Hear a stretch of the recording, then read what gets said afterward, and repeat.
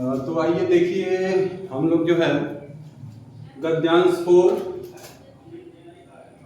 क्योंकि 3 गद्यांश हम लोग पढ़ चुके हैं और गद्यांश नंबर 4 आज हम लोग पढ़ेंगे। क्योंकि संडे का दिन भी है और इस गद्यांश की पहली लाइन भी है, रविवार का दिन था, संडे का दिन है तो बच्चे हैं नहीं, तो ऐसे ही हम लोग पढ़ते हैं।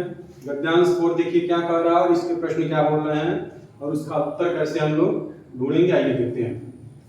यह रविवार का दिन था। हरीश पार्क में अपने मित्रों के साथ खेल रहा था। निकट में एक तालाब था। हरीश तैरना चाहता था। वह छपाक के साथ तालाब में कूद गया।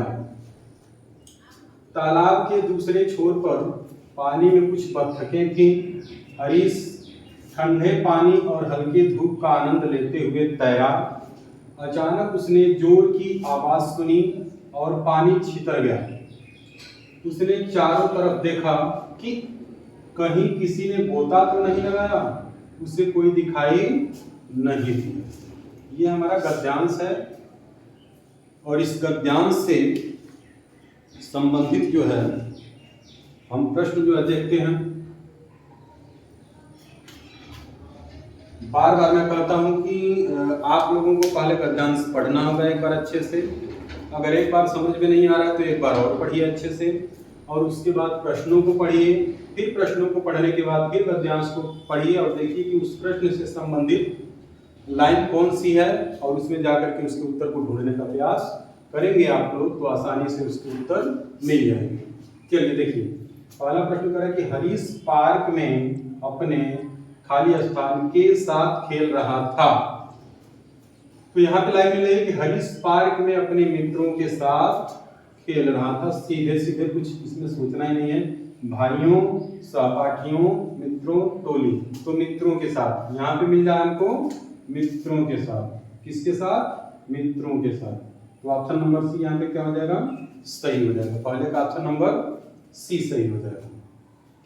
दूसरा प्रश्न कह रहा है हरीश तालाब में कूदा। खाली स्थान, हरीश तालाब में खाली स्थान कूदा। क्या करने के लिए कूदा था? तो यहाँ पे है खेल रहा था। निकट में एक तालाब था। हरीश तैरना चाहता था। ये लाइन हमको मिल रही है कि तैरना चाहता था। वह छपाक के साथ तालाब में कूद गया। क्यों कूद गया? क्योंकि वह तैरना चाहता था। सीधे सीधे दिया है कि वह तैरना चाहता था। तो यहाँ पे हरीश तालाब में खाली स्थान कूदा। क्या करने के लिए? तैरने के लिए। पहला ही ऑप्शन हमको मिल जा रहा है तैरने के लिए। दूसरा मछली पकड़ने के लिए, तीसरा बत्तख के लिए, चौथा स्नान के लिए। तो ऐसा कुछ नहीं है। केवल किसके लिए दौड़ा कूदा? तैरने के लिए, क्योंकि यहाँ पे लिखा है कि हरीश तैरना चाहता था। तो ऑप्शन नंबर ये यहाँ पे सही हो जाएगा दूसरे प्रश्न का। तीसरा प्रश्न कर रहा है कि मौसम खाली स्थान था। फिर आगे देखते हैं। तालाब के दूसरे छोर पर पानी में कुछ बत्तखें थी। हरीश ठंडे पानी और हल्के धूप का आनंद लेते हुए तैरा। ठंडे पानी और हल्के धूप। हल्के धूप का हम आनंद कब लेते हैं? ठंडी में। धूप हमको अच्छी कब लगती है? जब अत्यधिक ठंडी पड़ती है और जब शरीर हमारी ठंड से बिल्कुल कांपने लगती है, उस टाइम की जो धूप होती है वो हमको अच्छी लगती है और उस धूप का हम आनंद लेते हैं। तो कह रहे कि मौसम खाली स्थान था। बहुत गर्म होगा तो धूप का आनंद नहीं लेंगे। थोड़ा गर्म होगा तभी धूप का आनंद नहीं लेंगे। बहुत वर्षा वाला होगा, जब वर्षा बहुत मतलब तीसरा ऑप्शन दिया बहुत ठंडा और चौथा ऑप्शन दिया ठंडा और वर्षा वाला। तो वर्षा जब होगा तो धूप होगा नहीं, तो बहुत ठंडा। तीसरा ऑप्शन क्या हो जाएगा? सी वाला सही हो जाएगा।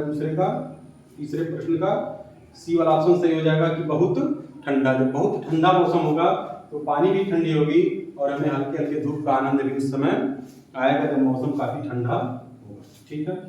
चौथा प्रश्न करें कि तालाब में कौन था। तो तालाब में कौन था ये देखते हैं। तालाब के दूसरे छोर पर पानी में कुछ बत्तखें थीं। यहीं पे लाइन कह दे रही है हमको। और यहाँ पे पूछ रहा है कि तालाब में कौन था। तो कुछ बत्तखें, 2 लड़के, हरीश के मित्र, मछुआरे। नहीं, केवल हरीश कूदा था पानी में। ये ध्यान देना कि केवल पानी में हरीश कूदा था, लेकिन यहाँ पे कह रहा है कि दूसरे छोर पर पानी में कुछ बत्तखें थी। तो ऑप्शन नंबर चौथे का हमारा हो जाएगा ए सही। कुछ बत्तखें जो है यहाँ पे सही हो जाएगा। ठीक है।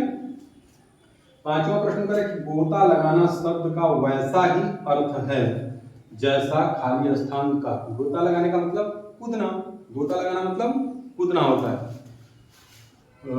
हम लोग वहाँ भी लोग कहते हैं कि चलो नदी में गोता लगाते हैं, तो गोता लगाने का मतलब कूदना, फिसलना होगा नहीं, गिर जाना होगा नहीं, कूदना हो जाएगा, चढ़ना भी नहीं होगा। तो ऑप्शन नंबर यहाँ पे कौन सा सही हो जाएगा? सी। 5वें क्वेश्चन का ऑप्शन नंबर कौन सही हो जाएगा? सी। तो इस तरीके से हमने देखा कि गद्यांश 4 भी हम कंप्लीट कर चुके हैं, और कैसे प्रश्नों का उत्तर निकालना है गद्यांश से वो धीरे धीरे हम सीख रहे हैं। और आप लोगों को जब तक परीक्षा का डेट नहीं आ जाता है तब तक 100 गद्यांश करा के उस लेवल पे आप लोगों को पहुंचा देंगे कि कोई भी गद्यांश जैसे ही आपके सामने आएगा तुरंत उसके प्रश्नों को पढ़ने के बाद आप तुरंत उसका उत्तर निकालना शुरू कर देंगे। तो हिंदी से संबंधित कोई भी समस्या आपको नहीं होगी, गद्यांश से संबंधित कोई भी समस्या नहीं होगी। बस जुड़े रहिए PST क्लासेस फॉर JMB के साथ। और अभी तक अगर आपने चैनल को सब्सक्राइब नहीं किया है तो प्लीज़ सब्सक्राइब कर लीजिए और बेल आइकन का बटन दबा दीजिए ताकि आगे की वीडियो आपको मिलती रहे। धन्यवाद। तो मिलते हैं अगले वीडियो में। धन्यवाद।